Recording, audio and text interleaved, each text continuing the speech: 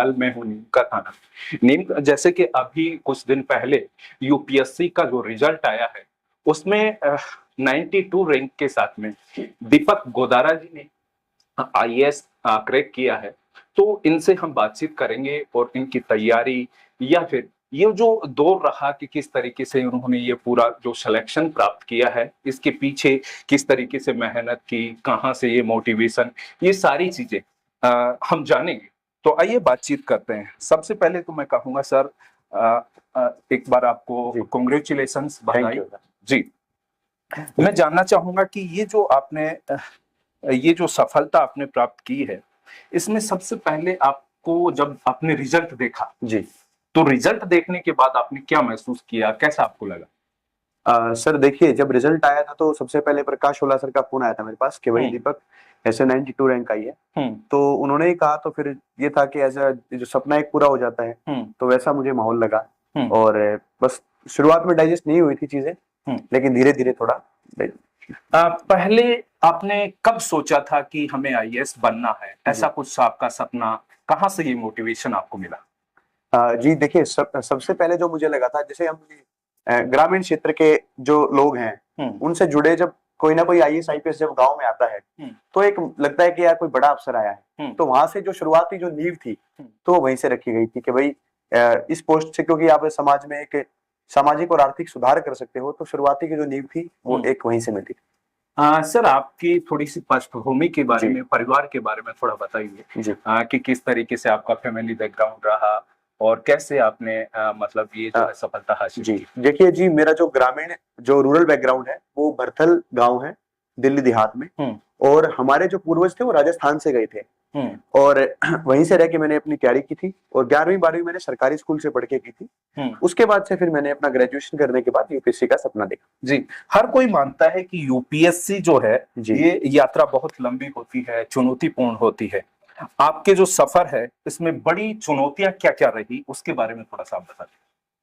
देखिए जी, इसमें चुनौतियां तो रही कि भाई जब आप प्रीलिम्स फेल हो जाते हो या बीच में कई बार अटेम्प्ट में कुछ दिक्कतें आ जाती हैं, तो वो जब चुनौतियां रहती हैं कि अब क्या आगे क्या करें, तो उस समय जो मेरे अध्यापक हैं, मेरे जो गुरुजी रहे हैं प्रकाश ओला सर, उन्होंने समझाया मुझे कि दीपक कोई ज्यादा दिक्कत नहीं, अब की बार फेल हुआ तो अगली बार निकाल लेगा एग्जाम। तो उन ऐसी परिस्थितियों में इनका मुझे गाइडेंस जी, शायद इसी से आपके जो अभी जवाब था इसी से मिलता जुलता एक और सवाल मैं करूंगा। तैयारी के दौरान ऐसे कोई पल जब आपको निराशा कभी हुई या फिर आपने सोचा कि ये संभव नहीं हो पाएगा, तो उसके दौरान आपको फिर से एक मोटिवेशन कैसे प्राप्त हुआ? देखिए, जब शुरुआत में जब 2021 में मैंने अपना इंटरव्यू दिया था, तो मुझे लगा था कि 1-2 साल में यूपीएससी की प्रिपरेशन में हम निकाल लेंगे, जॉब छोड़ के मैंने किया। तो जब वो उस समय रिजल्ट नहीं आया पॉजिटिव और अगले साल प्रीलिम्स में फेल हो गए, तो मैंने बोला प्रकाश सर को कि सर मैं कोचिंग छोड़ने के मतलब सॉरी मैं तैयारी छोड़ूंगा पर मैं तैयारी नहीं करूंगा। तो उन्होंने बोला कि जहां इतना हो चुका है वहां 1 साल और सही।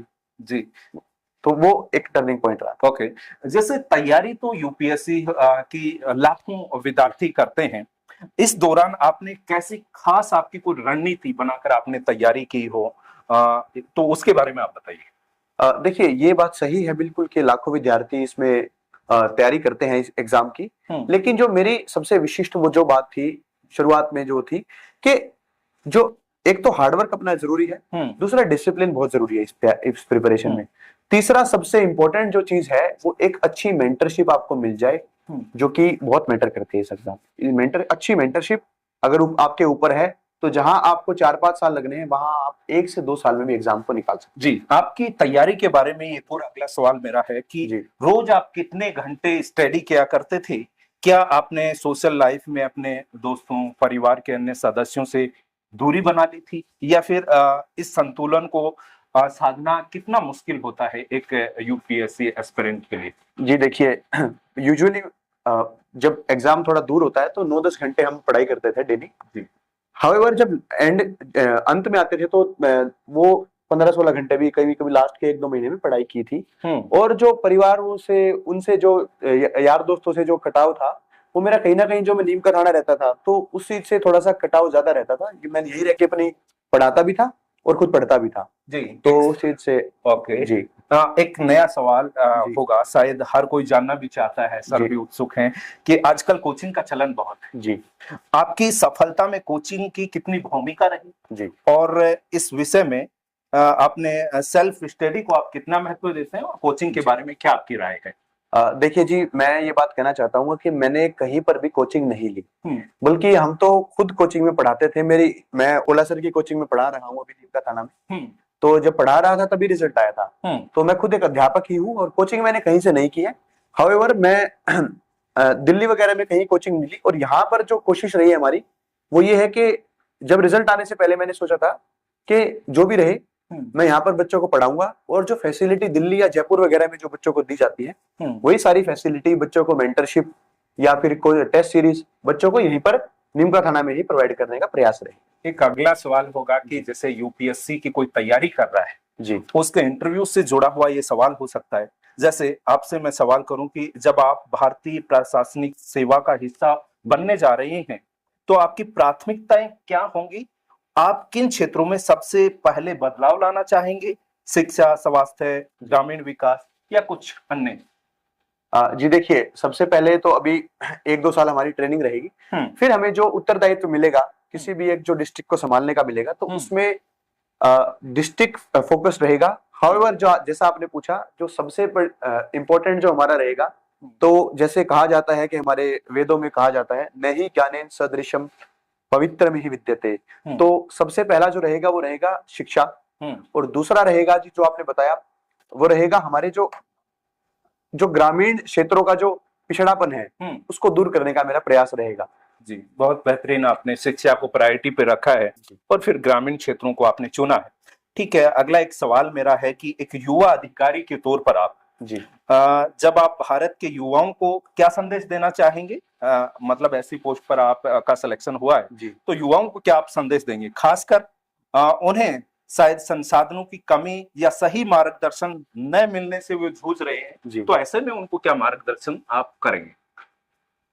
देखिए, मैं एक बात कहना चाहूंगा कि जैसे मैं अभी बच्चों को पढ़ा रहा था, मैं यहाँ पर नीमका थाना में मेरी कोचिंग में जो बच्चे जुड़े हुए थे ओला सर की कोचिंग में, तो उनको भी मैं यही बात कहता था कि देखो, मुश्किलें सबके लिए आती हैं जी। कोई बिखर जाता है, कोई निखर जाता है। तो आपकी परिस्थिति हो सकता है अभी सही ना हो, लेकिन यदि आप निरंतर प्रयास करते रहेंगे, निरंतर अगर आप हार्डवर्क कर रहे हैं और आपके अंदर वो बात है कि यार कठिनाई को तो मैं फेस कर लूंगा, तो मुझे लगता है कि जो अंत आपका भला ही होगा, अंत बढ़िया ही होगा।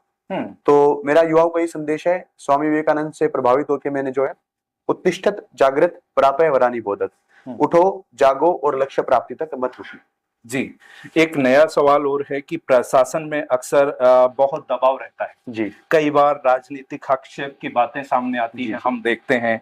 आप इन सबसे कैसे निपटेंगे? ईमानदारी और पारदर्शिता को कैसे आप बनाए रखेंगे? जी देखिए, ये बिल्कुल आपने कहा कि समस्याएं रहती हैं प्रशासन में, और इनसे बचने के लिए जो सबसे ऊपर रहेगा, जो मेरे लिए संवैधानिक मूल्य है जो हमारे, तो उनका मैं पालन करूंगा। और दूसरा, जो मेरे पद की जो गरिमा है, कोशिश रहेगी कि मैं उसको हमेशा बढ़ाऊं और उसको कम ना करूं।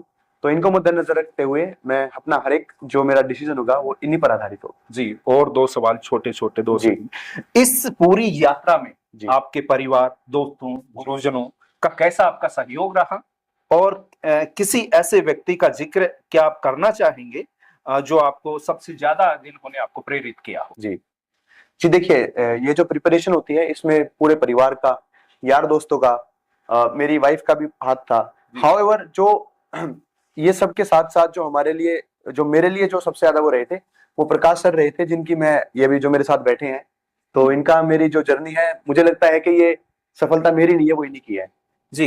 एक छोटा सा सवाल और कि पढ़ाई की बातें बहुत हो गई, प्रशासनिक क्षमता की बातें हो गई, आप क्या करेंगे, कैसे करेंगे। एक नया सवाल होगा आपके लिए, शायद पढ़ाई के अलावा आपका अन्य क्या शौक है और आप खुद को रिलैक्स करने के लिए क्या करते हैं?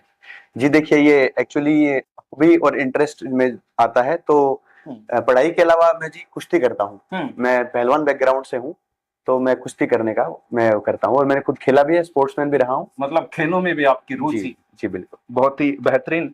आपकी वास्तव में प्रशासनिक क्षमता आप में है, खेलों में आप रुचि रख रहे हैं, और प्रशासनिक अधिकारी बन गए हैं, तो निश्चित रूप से ही ये सारी चीजें जो आपने बताई, इसके अंत में मैं पहुंचूंगा कि हमारे जो दर्शक हैं, जी खासकर नीम का थाना मीडिया और जन जागरण संदेश के, तो उन लाखों युवाओं के लिए आप आईएएस बनने का जो सपना देख रहे हैं, उनको अपनी तरफ से क्या कुछ खास सलाह देंगे, क्या कुछ मैसेज उन्हें आप देना चाहेंगे? जी देखिए, क्योंकि मैं नीम का थाना के साथ काफी जुड़ा हूँ, पुराना बास गांव में मैं ओला सर के साथ कभी कभी जाता रहता हूँ, और यहाँ के स्टेडियम में दौड़ वोड़ भी लगाते हैं कई बार। तो मेरा यहाँ के युवाओं का एक ही संदेश है कि यहाँ के युवाओं में बहुत ऊर्जा है, और मैं कहूंगा कि ये जो 4-5 साल है ना, जो आपके 20 से 25 या 30 साल तक के जो है, जो उम्र रहती है, इसमें अपनी ऊर्जा को सही जगह लगाएं ताकि आप सफलता के करीब पहुंचे। मेरा यही संदेश है युवाओं को। जी, तो बहुत ही बेहतरीन सारी जानकारी आपने दी है। जो यूपीएससी की तैयारी कर रहे हैं वो शायद आपके इस इंटरव्यू से मोटिवेट होकर बहुत कुछ सीखेंगे, हमें ये उम्मीद है। और इसी के आधार पर ये पूरे जो सवाल जवाब मैंने आपको करने की भी कोशिश की है, तो फिर से एक बार अंत में फिर से मैं आपको कहूंगा कांग्रेचुलेशंस अगेन। और अब जो आपके गुरुजन हैं जिनके सानिध्य में आपने ये सफलता प्राप्त की है, वो भी कुछ बताना चाह रही है, उनसे बात करेंगे। सर बताइए, क्या कुछ कहेंगे आप? देखिए, ये दीपक गोदारा जी है, ये दिल्ली से बिलोंग करते हैं, लेकिन जब इन्होंने ये जॉब करते थे पहले, और मैं चूंकि आईएएस के इंटरव्यू वगैरह दे चुका था जी, बहुत बार मैंने इंटरव्यू दिए, आरएस एग्जाम मैंने क्लियर किया, तो मुझे ये अनुभव था कि यार अगर थोड़ा सा मेहनती बच्चा है और उसको प्रॉपर एक दिशा मिलेगी तो वो बच्चा कर सकता है, कोई भी बच्चा कर सकता है मेहनत के साथ में, प्रॉपर गाइडेंस के साथ जी। तो ये मेरे संपर्क में आए, उनके पिताजी स्पोर्ट्समैन रहे हैं, नेशनल गेम्स में खेले हैं, तो उन्होंने वो मुझसे मिले, उन्होंने कहा कि बेटा आपके अंडर में हम इस बच्चे को छोड़ रहे हैं, जो भी अब आपको करना है आपको करना है। तो मुझे भी लगा कि एक मेरा कहीं ना कहीं नैतिक जिम्मेदारी है मेरी कि मैं इस बच्चे को एक प्रॉपर गाइडेंस दूं। इसकी सफलता मेरा खुद का एक तरह से जिम्मेदारी बन चुकी थी, तो मैंने इनको समय समय पर जब ये हतोत्साहित हुए मैंने राह दिखाई।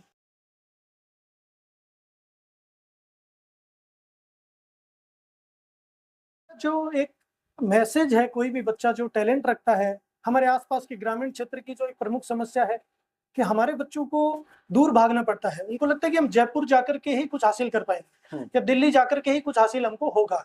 तो ये जो धारणा है, भ्रांत धारणा, इसको मैं तोड़ने की मैं कोशिश कर रहा हूँ कि जब हमारे यहाँ पर बच्चों को, आप कोई भी बच्चा अगर अपने आसपास में झांकेगा, उसे बहुत सारे ऐसे लोग नजर आएंगे जो उस मुकाम तक जाने के काबिल हैं, हाउएवर किसी परिस्थिति की वजह से वो नहीं जा पाए, आप उनसे शिक्षा ग्रहण कर सकते हो, उनसे मोटिवेशन प्राप्त कर सकते हो। और अगर आप मेहनत करें, प्रॉपर आपको गाइडेंस मिले, तो कोई भी एग्जाम आपके लिए बड़ी नहीं है।